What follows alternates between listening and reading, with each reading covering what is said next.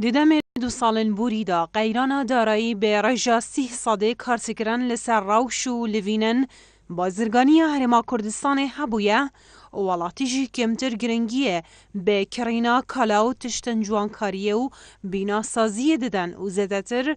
کاری بودا بین کرنا پیدوین دست بکتین. نوزاد ادهم ریوه برای گشتی بازرگانی لوزارت پیشسازی و بازرگانی حکومت هرما کردستان را گهاند. تانها قیران اندارایی آوه که برشاف کارتی کرن نکریه سر روشا لوینن بازرگانی و هنارتنا کالاو تشتان لدروه. چونکه زوریا کالاو پیدوین هرما کردستانه لولاتن دوروبران تینه هنارتن بله کارتی کرنا قیران دارایی الگور سکترن آبوری و جور پیدویان جوازی هیا. نافبری گوجی از دشم بیجم به آوه که گشتی حتی نها او قیران به رجا 300 کارتی کرن لسرکرت بازرگانیا هرما کردستان هبویه گلگور و چنده رجا 500 کارتکران لسر کالاو دشتن جوانکاریه و بیناسازی هبو و هنارتن جی کم بویا بله پدوین خورنه و درمانا به رجا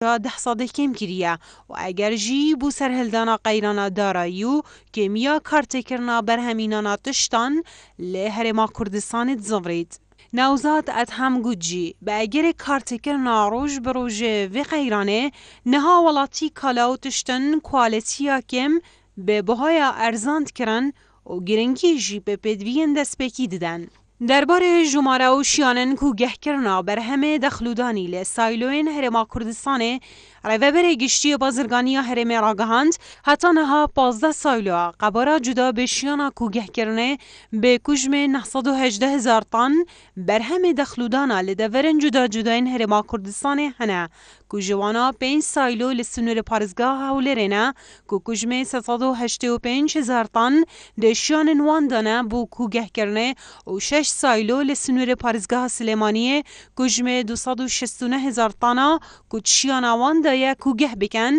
و 4 سایلو جی لپارزگاه دهو که کو شیانن کو گه کرنا کجم 264,000 طنا ود گرید. بحثا و چندجی کریه که دیدم نهادا سایلو آروویا لسنور پارزگاه دهو که به شیانن کو گه کرنا 40,000 طنا و سایلوها چمال به شیانن کو گه کرنا 40,000 طن دباره جبجه کرنه دانه لی به اگر غیران دارایی کارنوان هاتینا راوستاندن. هرواسان هر اگجه سایلوین کلار لسنور ایدارا گرمیانو قوشتپه لسنور پارزگاه هاولر و باطل لسنور پارزگاه دو که دباره تنری دانه.